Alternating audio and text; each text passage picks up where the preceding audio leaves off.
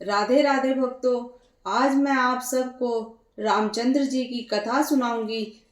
कैसे देवी माँ ने रामचंद्र जी पर अपनी कृपा करी। जिस समय रामचंद्र जी अपनी सेना को साथ लेकर लंका पर चढ़ाई करने के लिए चले और समुद्र तट पर सेतु बांधते समय भगवान शंकर की आराधना की, उस समय भगवान शंकर ने प्रकट होकर उन्हें विजय का आशीर्वाद देते हुए कहा कि तुम भगवती दुर्गा की उपासना करो, उनकी कृपा से तुम्हें अवश्य ही विजय प्राप्त होगी। शिव जी के आदेशानुसार रामचंद्र जी ने वहीं पर भगवती दुर्गा की आराधना की। उन्होंने देवी पर चढ़ाने के लिए 108 कमल पुष्प रखे। उस समय भगवती ने उनकी भक्ति की परीक्षा लेने के लिए उन कमल के पुष्पों में से एक कमल के पुष्प को गायब कर दिया।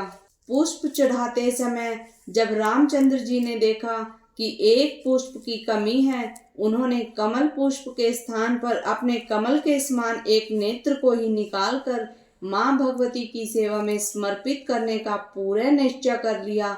इस निश्चय के अनुसार उन्होंने जैसे ही बाण की नोक से अपने एक नेत्र को निकालना चाहा, वैसे ही भगवती ने साक्षात प्रकट होकर उनके हाथ से धनुष बाण को छीन लिया तथा आशीर्वाद देते हुए कहा, हे रामचंद्र, मैंने स्वयं ही तुम्हारी भक्ति की परीक्षा लेने के लिए एक कमल का पुष्प दृष्टि से ओझल कर दिया था।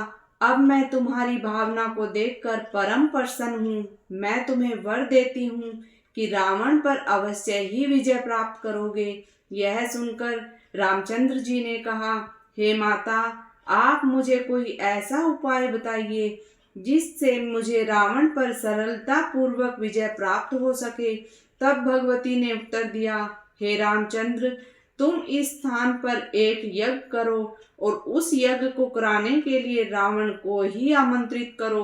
यदि रावण उस यज्ञ में सम्मिलित नहीं होगा तो वह अपने ब्राह्मण कर्म से भ्रष्ट होने के कारण स्वयं ही नष्ट हो जाएगा, और यदि सम्मिलित हुआ तो यज्ञ की समाप्ति पर वह तुम्हें आशीर्वाद भी अवश्य देगा। इस प्रकार उस आशीर्वाद उसी के लिए घातक सिद्ध होगा। इतना कहकर भगवती अंतर्ध्यान हो गई। तब रामचंद्र जी ने उसी स्थान पर यज्ञ की रचना कर अपने एक दूत के द्वारा रावण के पास यह संदेश भेजा कि तुम मेरा यज्ञ कराने के लिए आओ।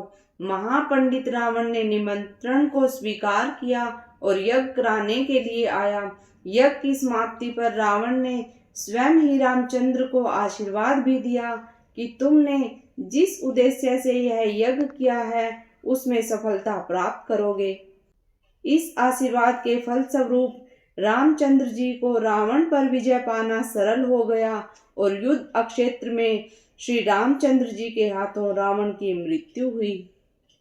प्यारे भक्तों, हमारे YouTube चैनल को लाइक सब्सक्राइब करें और कमेंट करके बताएं कि आपको कौन कौन सी धार्मिक कथाएं सुननी हैं, और वीडियो को ज़्यादा से ज़्यादा शेयर करें और इसी प्रकार की धार्मिक कथाएं सुनने के लिए हमारे चैनल को सब्सक्राइब करें।